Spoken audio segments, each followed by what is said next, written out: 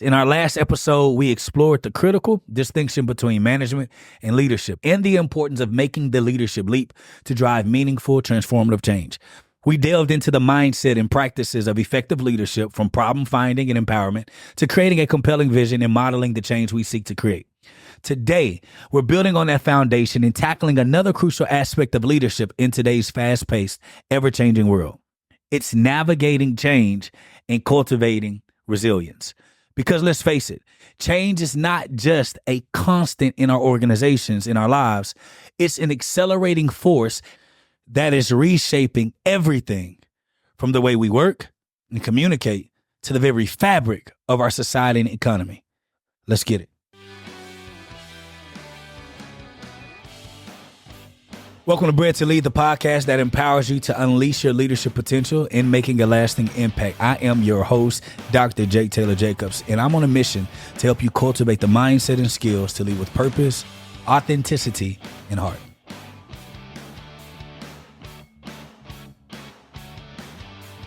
As leaders, our ability to not just survive, but thrive in the face of change is absolutely critical.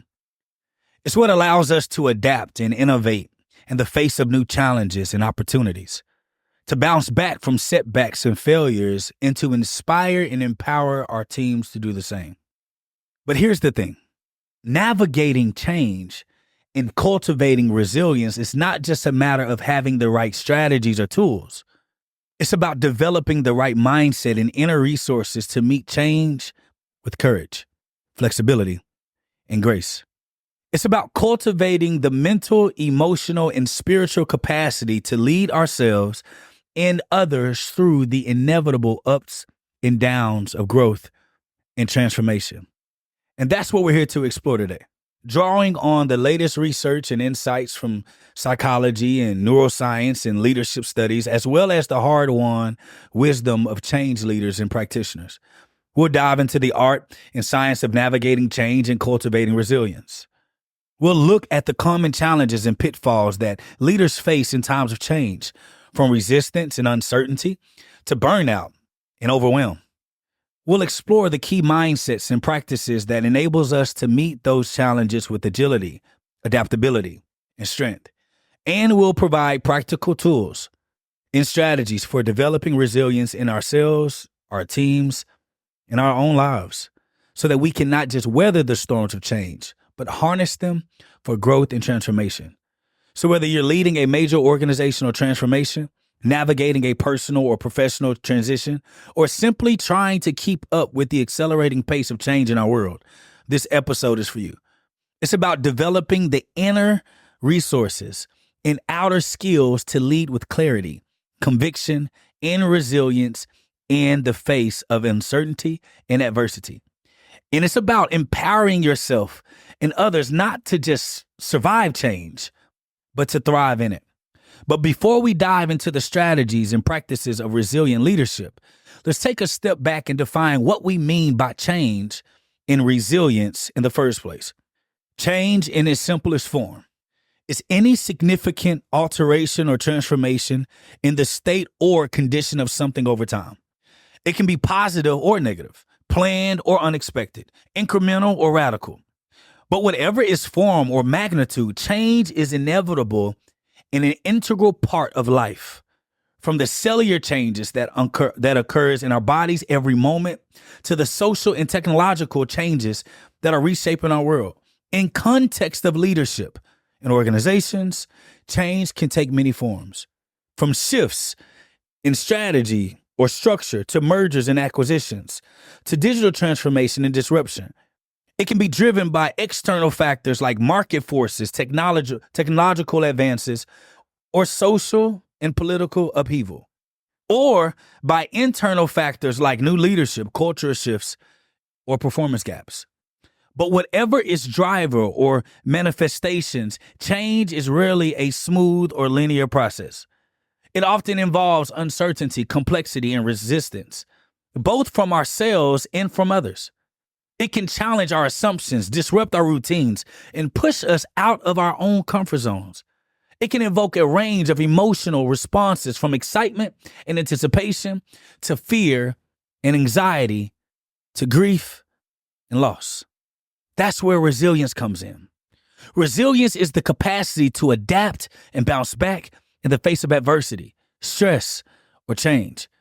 It's the ability to not just survive difficult experiences, but to learn and grow from them, to emerge stronger, wiser, and more capable on the other side. In psychological terms, resilience is often defined as a combination of three key factors: challenge, commitment, and control. Challenge refers to seeing change and adversity as an opportunity for growth and learning, rather than as a threat or an obstacle. Commitment refers to having a sense of purpose and meaning that motivates us to persevere through tough times. And control refers to believing that we have the ability to influence and shape our own circumstances, rather than being at the mercy of external forces. At its core, resilience is about developing the inner resources and outer skills to meet change with flexibility, adaptability, and strength. It's about cultivating the mindset and practices that enable us to bounce back from setbacks, learn from failures, and thrive in the face of uncertainty and complexity. And as leaders, resilience is not just a nice to have quality, it's an absolute necessity. Because change is not just something that happens to us as individuals. It's something that we are often called upon to lead and navigate for others. Whether we're guiding our teams through a major organizational transformation, supporting our colleagues through a personal or professional transition, or simply trying to keep our own energy and focus in the midst of constant change, our ability to model and cultivate resilience is critical. But here's the thing. Resilience is not just something that we either have or don't have. It's not a fixed trait or an innate quality. Rather, it's a set of skills and practices that we can develop and strengthen over time through intentional effort and practice. And that's what we're going to focus on for the rest of this episode. The key mindsets and practices that enable us to cultivate resilience in ourselves and others, drawing on research and insights from psychology, neuroscience, and leadership studies. We're going to touch these things. Here are the 5 components we're going to touch. Embracing a growth mindset, practicing self-awareness and self-regulation, cultivating connection and support, finding purpose and meaning, and developing adaptability and flexibility. For each of these areas, we'll dive into the underlying principles and practices, provide practical tools and strategies for application, and share real-world examples and case studies of resilient leadership in action. So let's get started with our first key area, embracing a growth mindset. If this is your first time listening to the podcast, let me tell you this right now. I used to be a teacher by trade. So I will start to tell you when to start taking notes. This is the moment that you take out a pen, take out a piece of paper, and take notes. Or a moment that you notate because you're at work, you're driving, you can't take notes. At what time did Dr. Jake begin to give points so that you can go back, re-listen to it, and write it down? Because the purpose of this podcast, it's not for you to just listen to, be inspired, and go off to your merry way. The purpose of this podcast is to give you applicable strategies and steps and tips and techniques that you can use today, tomorrow, the next second after you listen to the podcast. So this is what I want you to do. In the meantime, while you're getting your pen and paper, if you have not received or do not know, Bred to Lead, the book, is out in stores, Amazon. You can go to bredtolead.com, B-R-E-D, not bread that you eat, but bread that you train. Bred to Lead is on Amazon. Bred to Lead is also at our site, bredtolead.com, bredtolead.com. It's on the page. And if you did not know who this podcast is endorsed or sponsored or done for, it is for SIPS Healthcare Solutions. We are all things central sterile process in the healthcare space. We renovate, we change, we transform sterile processing departments all over the country. This is something that we work with. We work with people. We work with change, transformation. We work with change, work with technology. These are all the things that we do within our company. And we're pioneers of leadership traveling in a sterile processing department. So if you're listening right now, you're in healthcare, you don't have a job, reach out to us. You can go to sipsconsults.com. We can find opportunities in healthcare. If you're interested in getting into healthcare and you do not have all the stuff that you need for certification, we also will train you too. And if you are interested in our SIPS Leadership Institute for healthcare providers, for healthcare leaders, if you want to grow as a leader in the healthcare system, find out about our SIPS Leadership Institute, which is coming soon. If you ever want to get any updates or any first movers tidbits, you need to listen to the podcast. Now that you have your pen, you know about our book, you know about our company, you know what we do, you know the opportunities that we have. Let's go back and get to the tip. Now, number one, embracing a growth mindset. One of the most fundamental shifts we can make as leaders to cultivate resilience is to embrace a growth mindset. Woo! Coined by Stanford psychologist Carol Dweck. A growth mindset is the belief that our abilities and intelligence can be developed and expanded through effort, learning, and persistence. In contrast, a fixed mindset is the belief that our ability and our intelligence are static and unchangeable, that we are either born with certain talents and capacities or we are not. People with a fixed mindset tend to avoid challenges, give up easily in the face of obstacles, and see effort as a sign of weakness or lack of ability. But here's the thing. Research has shown that our mindset has a profound impact on our resilience and success, both in leadership and in life. The study after study, individuals with a growth mindset have been found to achieve better outcomes in areas ranging from academic performance to professional enhancement to personal relationships. For an example, in one study, Dweck and her colleagues followed a group of seventh graders over the course of 2 years, tracking their academic performance and attitudes toward learning. They found that students with a growth mindset, those who believe that their intelligence could be developed, significantly outperform the fixed mindset peers, even when controlling for initial ability levels. What's more, the growth mindset students were more likely to take on challenging tasks, persist in the face of setbacks, and bounce back from failures. They saw mistakes as obstacles, not as indictments of their intelligence or worth, but as opportunities for learning and growth. And as a result, they were able to achieve a higher level of cultivate greater resilience in the face of academic and personal challenges. The same principles apply in the realm of leadership and organizational change. Leaders with a growth mindset are more likely to embrace change as an opportunity for learning and development, rather than a threat or disruption. They are more willing to take risks, experiment with new approaches, and learn from failures and setbacks. And they are better able to inspire and empower their teams to do the same.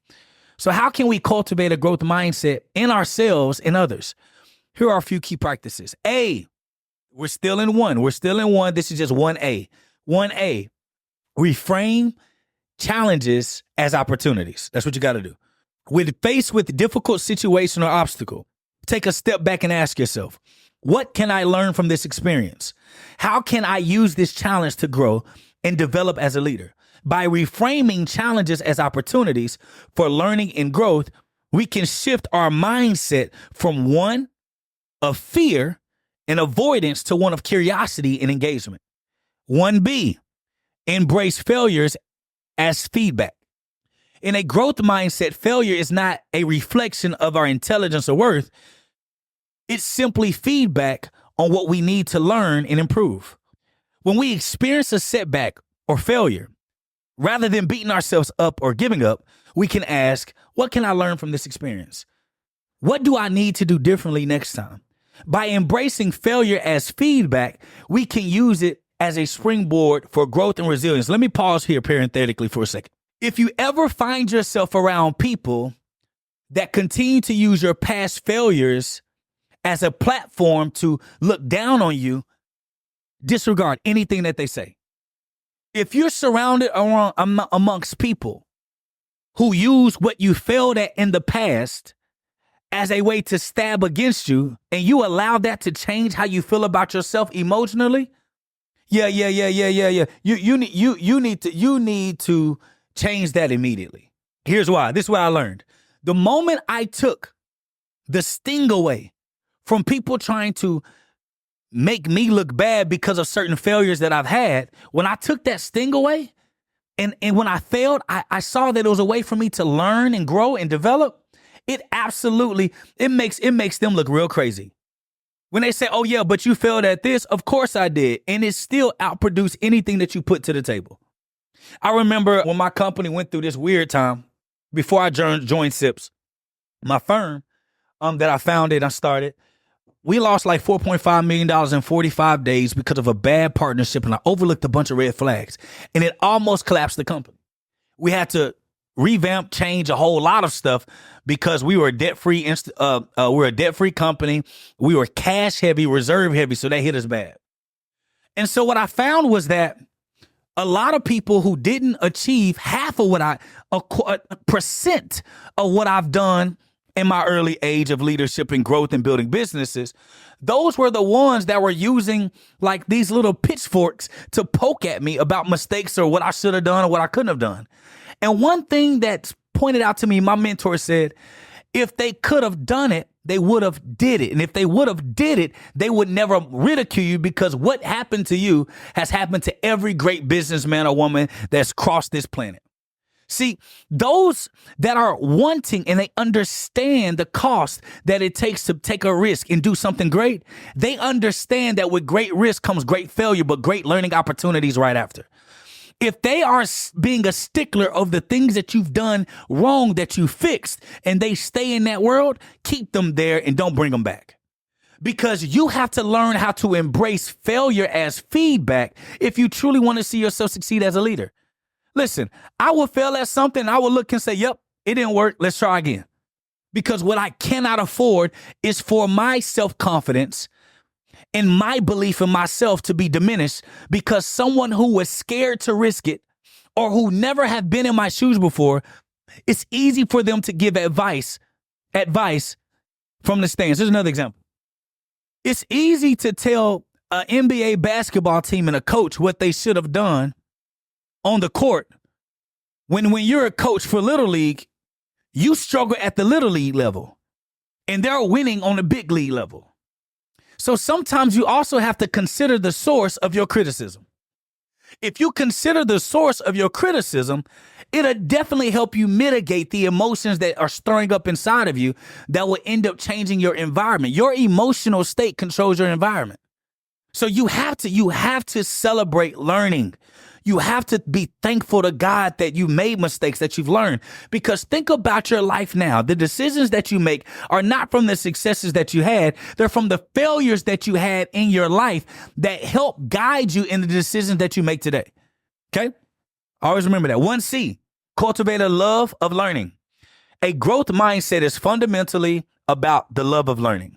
A curiosity and passion for expanding our knowledge and skills. Donnie, our CEO here, she got me like these cute socks, right? And it's not the socks that's cool. What's cool is that the socks have books on it, but what's written on the bottom of the feet? It says, so many books, so little time. Anyone that knows me knows that Dr. Jake loves to read. I listen to audio books. I listen to podcasts. I watch YouTube videos. I get in extra courses. I read extra books. I'm always trying to cultivate this love of learning. To love something, to cultivate, you have to do it often and understand how much more value it brings to you and how many more lessons that you can now have in your repertoire and more moves that you have as a leader because of your knowledge to be able to grow. If you do not fall in love with learning, you're not ever going to fall in love with leading.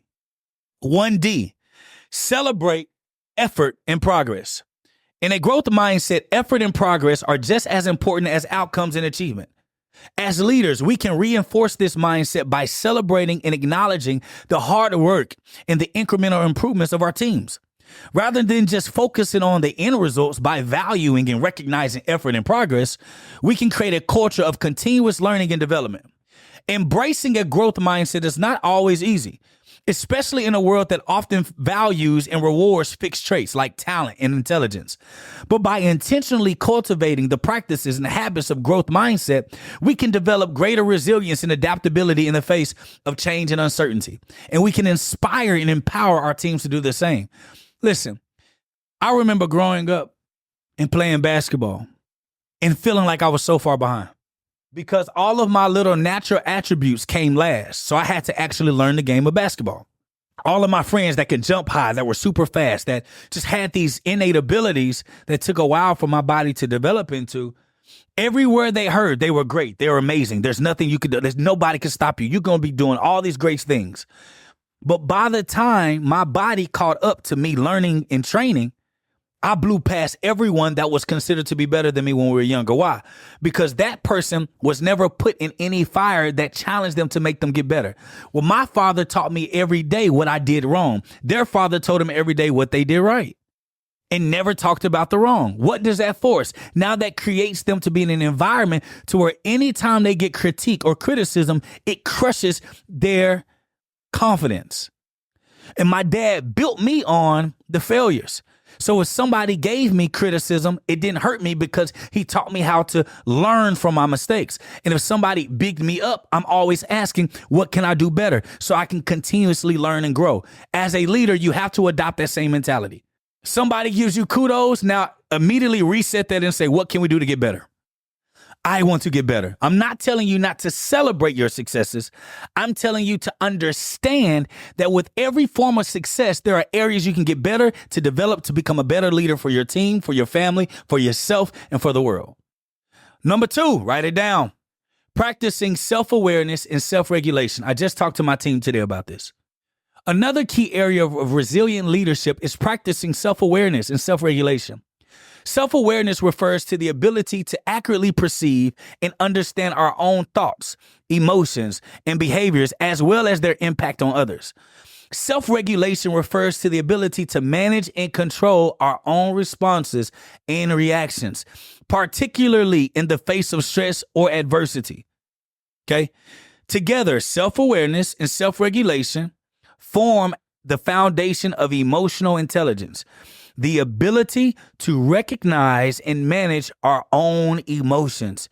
If you are an emotional person, you probably lack emotional intelligence, because emotional intelligence teaches us that when you regulate your emotions, you control the room.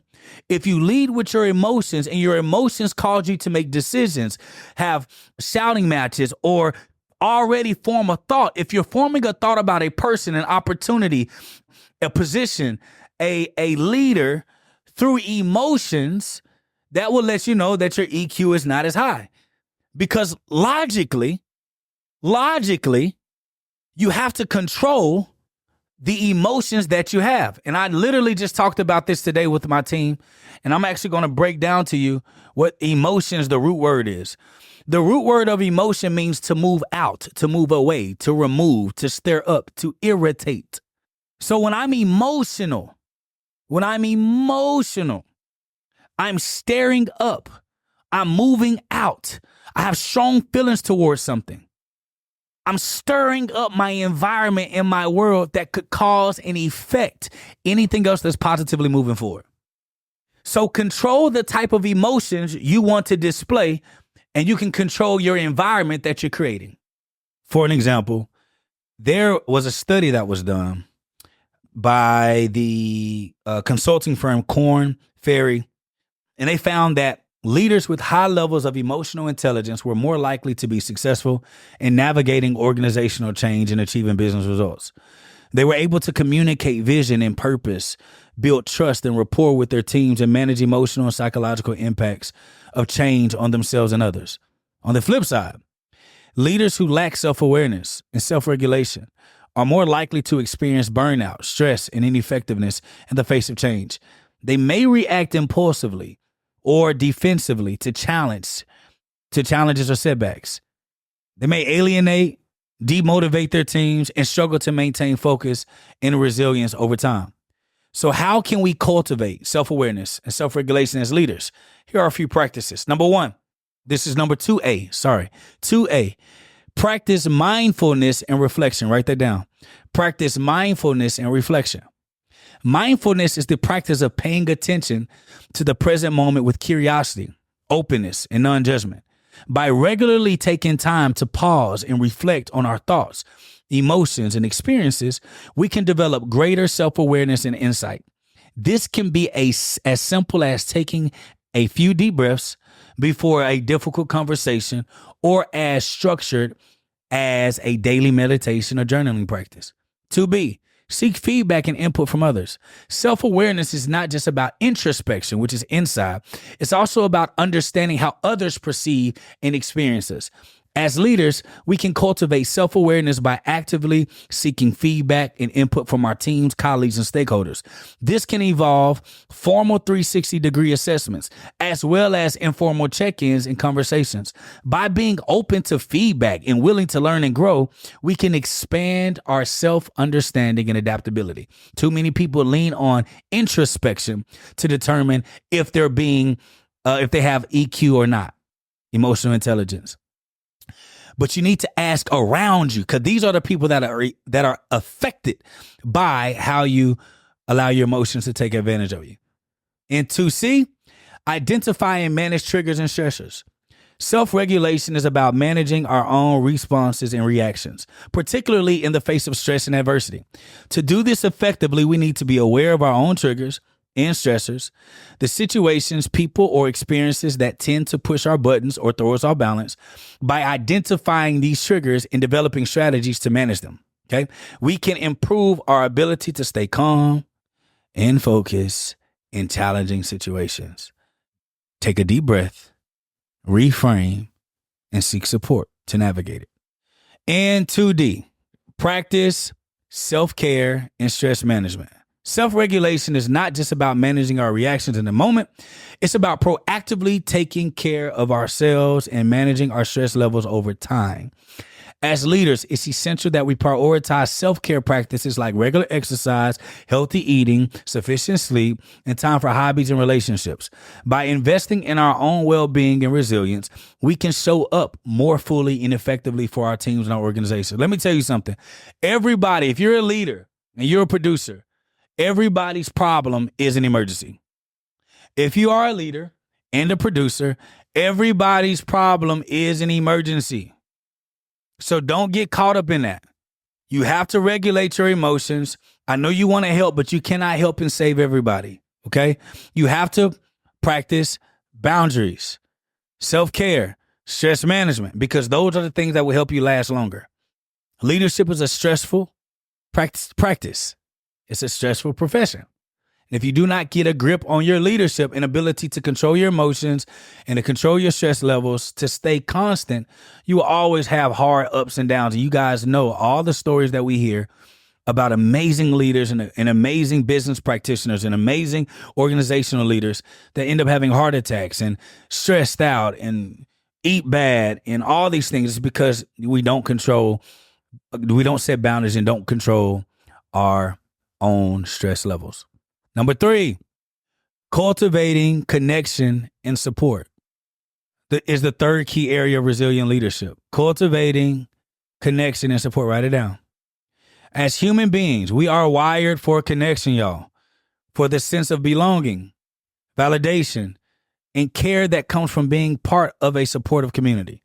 And research has shown that social support is one of the most powerful predicators of resilience and well-being, both in times of stress and in everyday life. Here's an example. There's a study done at Harvard School of Public Health. It found that people with strong social connections had 50% lower risk of premature death than those with weak connections. They also had lower rates of anxiety, depression, cognitive decline, and higher levels of self-esteem, empathy, and cooperation. In the context of leadership and change, cultivating connection and support is about creating a sense of psychological safety, there goes that word again, and belonging for ourselves and our teams. It's about building trust and rapport, fostering open communication and collaboration, and providing the emotional and practical support that people need to navigate the challenges and uncertainties of change. So how can we cultivate connections and support as leaders? Here's a few key practices. 3A, build trust and psychological safety. In every podcast, I feel like episode in this podcast, Bred to Lead, I feel like we talk about psychological safety. Psychological safety refers to the belief that one can speak up, take risks, and be vulnerable without fear of negative consequences. It's the foundation of trust and connection in any team or organization. As leaders, we can cultivate psychological safety by modeling openness and vulnerability, encouraging diverse perspectives and ideas, and creating a culture of learning and experimentation. 3B, foster open communication and collaboration. Connection and support thrive in an environment of open communication and collaboration. As leaders, we can foster this environment by regularly checking in with our teams, encouraging feedback and input, and creating opportunities for cross-functional collaboration and knowledge sharing. By breaking down silos and promoting a sense of shared purpose and identity, we can build stronger, more resilient teams. 3C, provide emotional and practical support. I'm so sick of these corporate settings where we act like people are not human beings. Like emotion or having that support for emotion, it can't be at the facility. It can't be on site. And people have to suppress their feelings and their emotions and don't get to communicate it out, which is what happens when it goes a big bang. Okay, so emotional intelligence says if I'm able to give them a place for us to communicate about feelings, emotions, facts, and truths before a blow up, the odds of there ever being a blow up is actually slimmer to none. Navigating change and uncertainty can be emotionally and practically challenging for individuals and teams. As leaders, we can provide support by actively listening and validating people's experiences, by offering resources and accommodations as needed, and creating space for self-care and stress management. By showing genuine care and concern for people's well-being, we can build trust and loyalty and foster a sense of shared commitment to the journey ahead. And 3D, cultivate a network of mentors and peers. Lord, if you could do bad all by yourself, you would have got it done. If you could do bad all by yourself, you will already be where you want to be. You can't do it alone. As leaders, it's essential that we have our own source of connection and support, both within and outside of organizations. By cultivating a network of mentors and coaches and peers who can offer guidance, perspective, and encouragement, we can build our own resilience and adaptability in the face of change. This can involve joining professional associations, participating in leadership development programs, or simply reaching out to colleagues and friends for advice and support. Cultivating connection and support is not always easy, particularly in a world that often values independence and self-sufficiency. It requires vulnerability, empathy, and willingness to ask for and offer help. By intentionally building a culture of trust, collaboration, and care, we can create a sense of shared resilience and purpose that enables us to navigate even the most challenging changes and transitions. Y'all, when I lost all that money, $4.5 million cash, not opportunity, I was crying. My stomach went to my butt area, and my brain was in my stomach. I felt like I was the worst leader and business owner this side of heaven. And then I paid for a mentorship. It cost me $30,000 for 1 hour. The best money I've ever invested. He ended up giving me like 4 hours and paying for me to go courtside, or it's probably his seats, a courtside to watch Utah Jazz and the Lakers. But what he told me was crazy. He said, Dr. J, you have a goal of this much, right? I said, yes. He said, do you know what it takes to get here? I said, no, I've never been. He said, these kind of losses, because I guarantee you never make that loss again. I said, that's right. He said, try losing 40 million a couple of months ago, then complain to me about your 4 million. He runs a hedge fund, $500 million hedge fund. And that put things into perspective for me. Our mentality, fears, thoughts of failure, feelings of inadequacy are only privy to our current experiences. So in order for you to actually know if you're on the right page or not, it's for you to talk to people who have already been there, done that, to let you know if this is a part of the routine or if you're completely off. I told him what went on. I told him how it transpired. I told him the loss. I told him the oversight, the undersight, the risk parameters I had in place. A couple of adjustments I could have made if I had the experience, but I didn't have the experience, and I didn't have people like him in my circle. At the time, I felt like there was nothing I could do to lose, and that was a hard, critical loss that woke me up. But It's not something that hasn't been done before. You know what happens when you actually meet people that's been there where you've been, done what you've done? It's trained over 15,000 people, led organizations in the hundreds, built amazing companies from scratch. You know what you can learn from people like that? Everything you haven't experienced. So when you have a problem, you can actually call them and they can process with you and let you think about all the effects that could happen versus what could happen. So when you do make that risk, you already are prepared for the consequences that come with it. There's nothing worse than getting hit in the face with a consequence that you did not see coming. I'm okay with taking a loss as long as I was able to realize or see that loss could be a potential, that risk could be a potential loss. And it happens that way, I'm fine because I know I prepare for it. That's why mentorship and peers are important.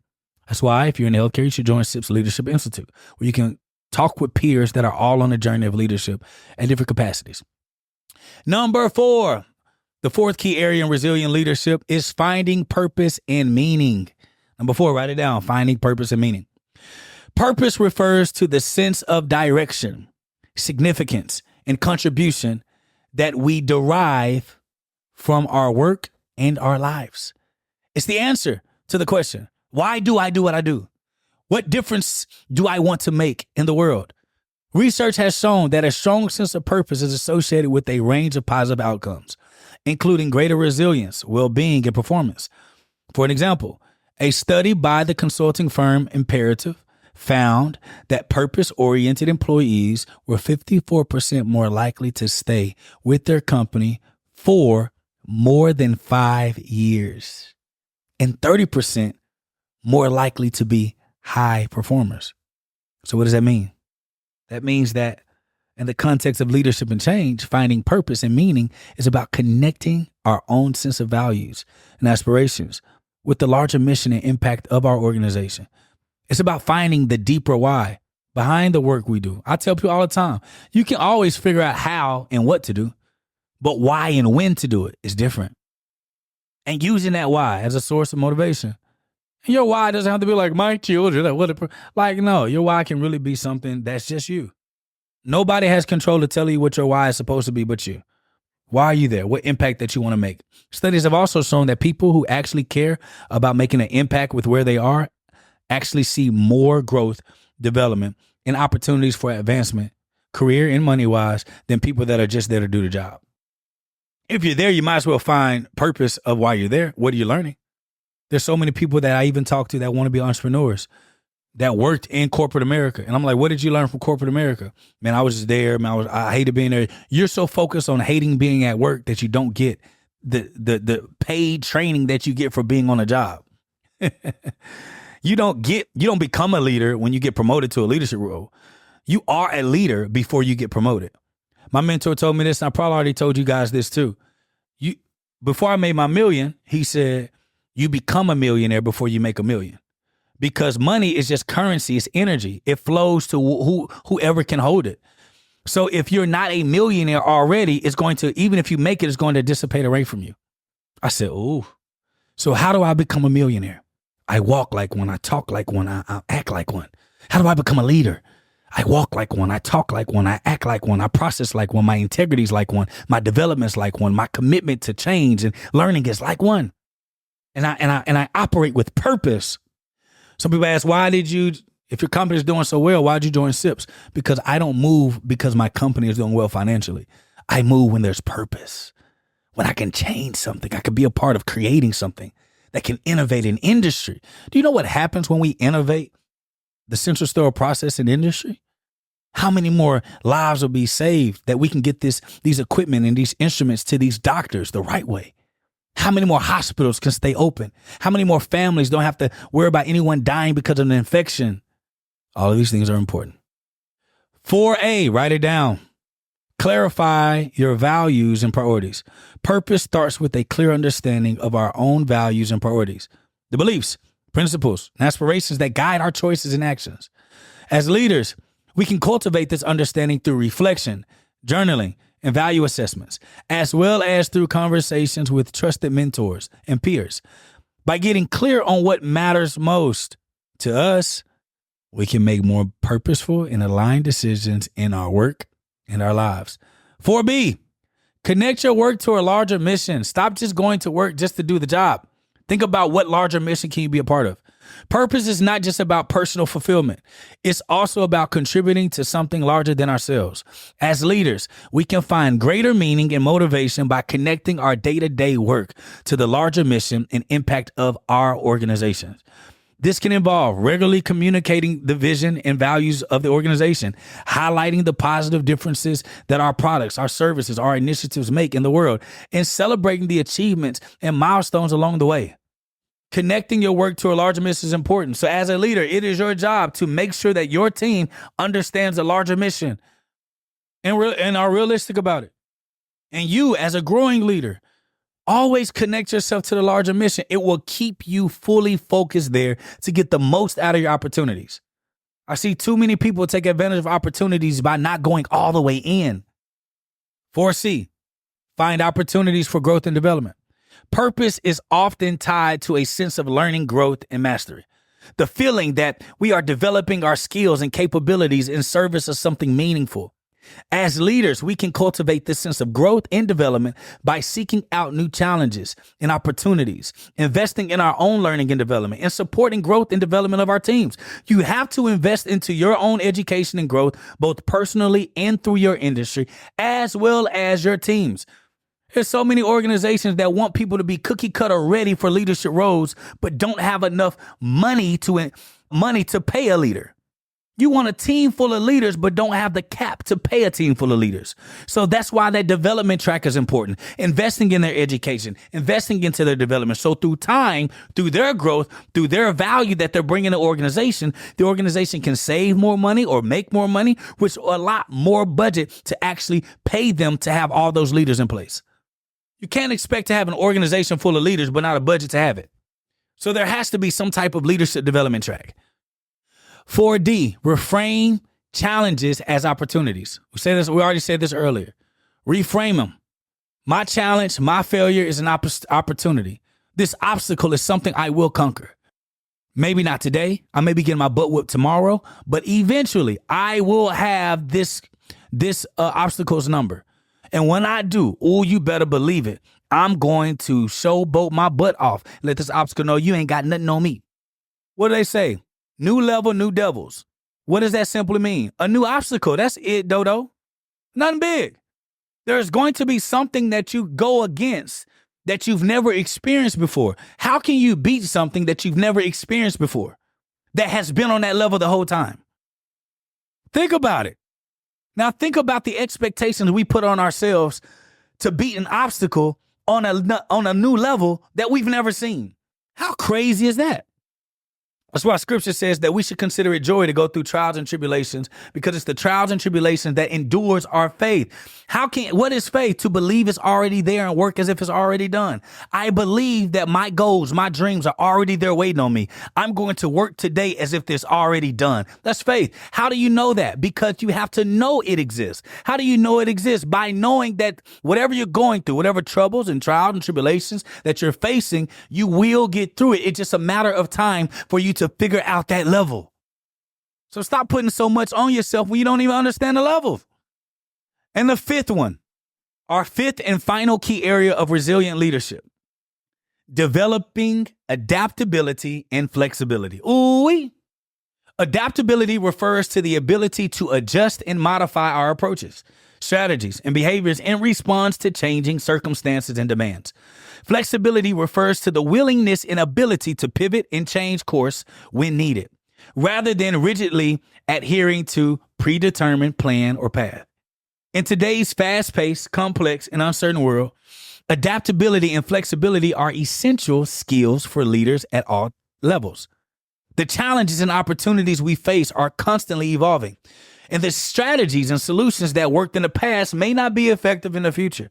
To navigate this landscape successfully, we need to be able to learn, grow, and adapt on an ongoing basis. Let me tell you a small tidbit I've learned. If something in the past used to work really well, and you're starting to see it doesn't work as effectively or efficiently anymore, that's the time you invest into learning what new ways can you innovate what you used to do. People wait until what used to work now flatlines to make adjustments. And now you're panicking. Now you're stressed out. Now everything is more than it has to be. The moment that you see that whatever strategy that you've been using is not working as effectively anymore, you need to be investing like HEW hockey sticks in research and development and training to find how to make the thing work in a new way. Don't wait until the last minute. Now I am saying this word, sucky leaders wait until the last minute to make adjustments and adapt, which is why our organizations always fall flat on their face. Once I see change changing, I got a rule, and y'all know my rule. When facts change, so do I. Yes, it worked last year. It ain't working this year. We need something else now. Pronto, stat. Okay? So there's some research that has been shown that adaptability and flexibility are key predicators of resilience and success, both in leadership and in life. For an example, there's a study by the Center for Creative Leadership found that most successful leaders were those who were able to adapt their leadership style and approach to fit the need and demands of different situations and contexts. They were able to flex between different modes of leadership, such as directing, coaching, supporting, and delegating, based on the readiness and capabilities of her team. You should not be leading the same way every time. There are some times in our business journey, in our organizational journey, where I am a dictator.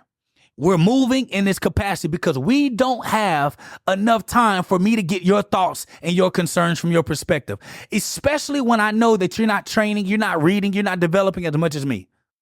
We don't have time. I don't have time to take in your ideas when I know that they're just off of emotions with no facts based. Now, when we got some cushion, we're out of a tough time, it's clear skies, I'm open to taking perspectives and teaching and coaching and throwing it back at them. But when we have to get some stuff done, I don't take any outside advice from people that haven't done it. I don't. Why? Because it's too much of a risk variation to take ideas and emotions and thoughts and perspective from people that aren't as bought in to the opportunity, to the organization, to the mission of the system or the institution as much as you are. So me taking advice from a part-time person in their mind, they're full-time physically, but they're part-time in their mind. Me taking advice or taking in critique from them, it takes too much information. It's too draining. And my team know in certain areas, I'm not asking your advice. I'm telling you what's going on. In other areas, I'm more open. It just depends on what's going on. It just depends. So here's how we can cultivate adaptability and flexibility as a leader. 1, this is 5A. 5A, write it down. Embrace learning mindset. Didn't I say that earlier? Embrace continual learning. If you're ever comfortable and feel like you shouldn't be learning or reading anymore, you're already dying as a leader. I can tell the quality of the leadership based on how fast they pick up new stuff. Because when you're learning all the time, your brain's elasticity, I think that's how you say it. If you're listening, that ain't how you say it, just type it somewhere. But your brain's elastic ability to be able to maneuver and stretch is determined based on how often you stretch it. Just think about your body, right? If you flex all the time, you'll be flexible. But if you don't stretch all the time, you're not going to be flexible. So when you have to stretch, it's going to hurt really bad. So what your body actually is capable of doing, you can't do because you don't practice doing it. So it makes you stiff and rigid, which makes everything else break down. The more stiff and rigid you are as a leader, the harder it's going to be to lead during times that require you to be flexible. It requires it. 5B, practice scenario planning and contingency thinking. I tell people all the time, you build your organization on everything bad happening, not everything good. Why? Because everybody plans for the good to happen and never the bad. But what always happens more than the good? Bad. So when I'm building my organization, I'm building my leadership track, I'm building my career plan, I'm investing in my team, I'm investing in the people. The question that I have for myself is, guess what, y'all? What is the worst that can happen and can I stomach it? Me investing $5,000 into this person and then after they get the training, they leave. Can I stomach that? Well, it just depends. If I invest this much money, what am I putting in place? What contingencies am I putting in place that if they leave too soon, they pay me that back? Or can I get them to work more while they're getting the training so that we get the benefit of the training as they're taking the training versus after they finish? These are things that you are contingent on. The growth of the company. Okay, when I'm talking about the growth of the company, I want to grow the company. What's the worst that can happen with us putting money up for marketing, branding, da-da-da? Okay, when I assess the worst that can happen, can I stomach it? And are we strong enough to continue to do what else we're doing? That's what contingency thinking is. You're already thinking of solving the problems that may come up, taking advice from people that's been in your seat. What are some things that came up with you? Putting contingency plans in place that keeps your mind active and thriving. Think about some of the greatest warriors didn't start planning for war when a war happened.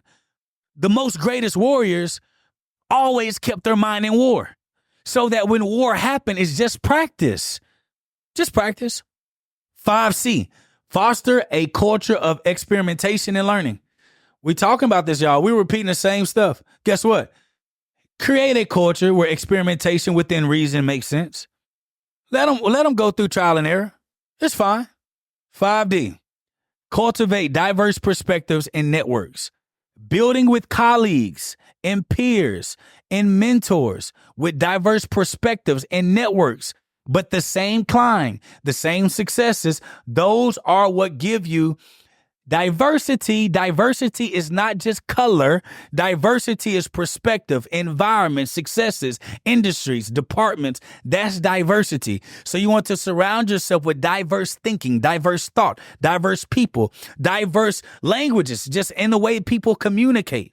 I have some friends or colleagues that communicate and only use big words. I think it's crazy. Just like I got some friends that only talk in slang. I think that's crazy. And they all are successful.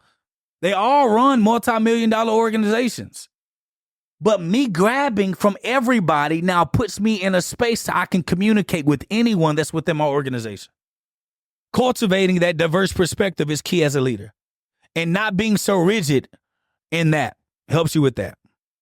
So as we come to the end of this deep dive into navigating change and cultivating resilience, I want to leave you with a few final thoughts. First, remember that resilience is not about avoiding or resisting change. It's about developing the inner resources and outer skills to meet change with courage, flexibility, and grace. It's about cultivating the mindset and practices that enable us to bounce back from setbacks, learn from failures, and thrive in the face of uncertainty and complexity. Secondly, remember that resilience is not a solo endeavor. It's a team sport. As leaders, we have the opportunity and the responsibility to create cultures and environments that support resilience and well-being for ourselves as well as our team members. By modeling and encouraging practices like growth mindset, self-awareness, connection, purpose, adaptability, we can foster a sense of shared resilience and strength in the face of change. And finally, remember that resilience is not a fixed trait or a one-time achievement. It's an ongoing practice and a lifelong journey.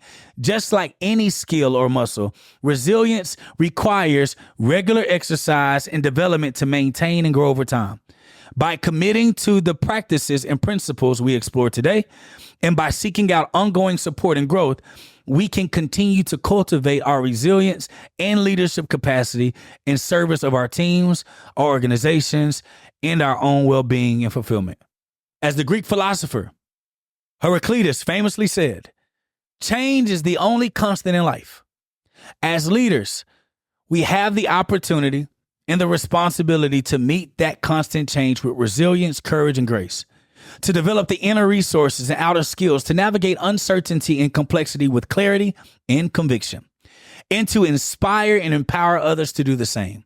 So as you step forward into your own leadership journey, I invite you to embrace the practices and principles of resilient leadership, to cultivate a growth mindset, self-awareness, connection, purpose, and adaptability in your own life and work, and to remember that your resilience and leadership are not just about you. They're about the impact and influence you have on the lives in the world around you. And as the poet Maya Angelou once said, I can be changed by what happens to me, but I refuse to be reduced by it. May you meet these changes and challenges ahead with the same spirit of resilience, growth, and transformation, And may you lead yourself and others to do the same, no matter what the future holds. Thank you for joining me on this exploration of navigating change and cultivating resilience. It's an honor to be on this leadership journey with you, and I'm inspired by your commitment to growth, impact, and resilience. If this episode resonated with you, I'd love to hear your thoughts and experiences. Share them with me. Find me on LinkedIn. Hit me up on IG, Jake Tayler Jacobs, Jaketayler, Jacobs. On LinkedIn, it's Dr. Jake Tayler Jacobs. On Instagram, it's just Jake Tayler Jacobs.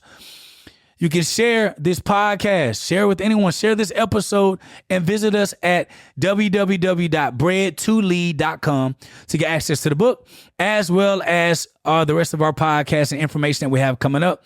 And if you are a leader in the healthcare space, look forward to our SIPS Leadership Institute, where we're going to be building you up to be the best leader you could be within the healthcare space. And if you are looking to get into healthcare, reach out to sipsconsults.com.